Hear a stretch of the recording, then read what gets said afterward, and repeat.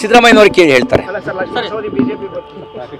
ಹಾಂ, ಲಕ್ಷ್ಮಣ ಸವದಿ ಅವರು ಸೇರಿದಂತೆ ಯಾರ್ಯಾರು ದೇಶ ಮುಖ್ಯ ಅಂತ ಭಾವಿಸ್ತಾರೆ, ಬೇರೆ ಬೇರೆ ಪಾರ್ಟಿಲಿ ಇರ್ಬೋದು, ಅವರೆಲ್ಲರೂ ಬಿ ಜೆ ಪಿಗೆ ಬರಬೇಕು. ದೇಶ ಮುಖ್ಯ ಅಂತ ಭಾವಿಸೋರು.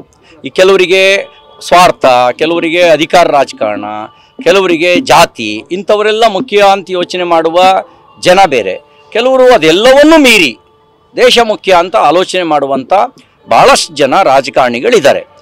ಅವರಿಗೆ ನಾನು ಕರೆ ಕೊಡ್ತೇನೆ. ಇದೊಂದು ನಿರ್ಣಾಯಕ ಕಾಲ. ನಿರ್ಣಾಯಕ ಕಾಲದಲ್ಲಿ ಮೋದಿಯವರು ಮತ್ತೊಮ್ಮೆ ಪ್ರಧಾನಮಂತ್ರಿ ಆಗೋದಕ್ಕೆ, ಭವ್ಯ ಭಾರತದ ನಿರ್ಮಾಣದ ಈ ಏನು ಬೀಜಾಂಕುರ ಆಗಿದೆಯಲ್ಲ, ಅದು ವಟವೃಕ್ಷ ಆಗುವವರೆಗೂ ಅದನ್ನು ಕಾಪಾಡುವ ಜವಾಬ್ದಾರಿ ನಮ್ಮ ಮೇಲಿದೆ. ಅದಕ್ಕಾಗಿ ನೀವೆಲ್ಲ ಬಿಜೆಪಿಗೆ ಬರಬೇಕು ಅಂತ ವಿನಂತಿ ಮಾಡ್ತಾರೆ.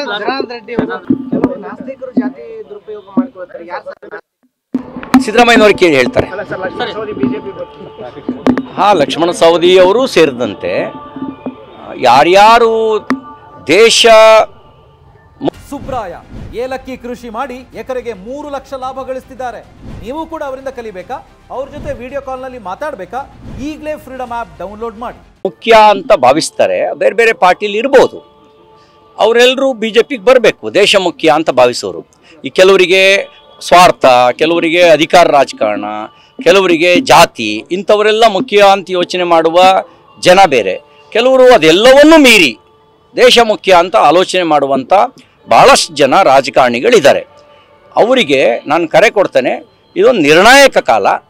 ನಿರ್ಣಾಯಕ ಕಾಲದಲ್ಲಿ ಮೋದಿಯವರು ಮತ್ತೊಮ್ಮೆ ಪ್ರಧಾನಮಂತ್ರಿ ಆಗೋದಕ್ಕೆ, ಭವ್ಯ ಭಾರತದ ನಿರ್ಮಾಣದ ಈ ಏನು ಬೀಜಾಂಕುರ ಆಗಿದೆಯಲ್ಲ, ಅದು ವಟವೃಕ್ಷ ಆಗುವವರೆಗೂ ಅದನ್ನು ಕಾಪಾಡುವ ಜವಾಬ್ದಾರಿ ನಮ್ಮ ಮೇಲಿದೆ. ಅದಕ್ಕಾಗಿ ನೀವೆಲ್ಲ ಬಿಜೆಪಿಗೆ ಬರಬೇಕು ಅಂತ ವಿನಂತಿ ಮಾಡ್ತಾರೆ.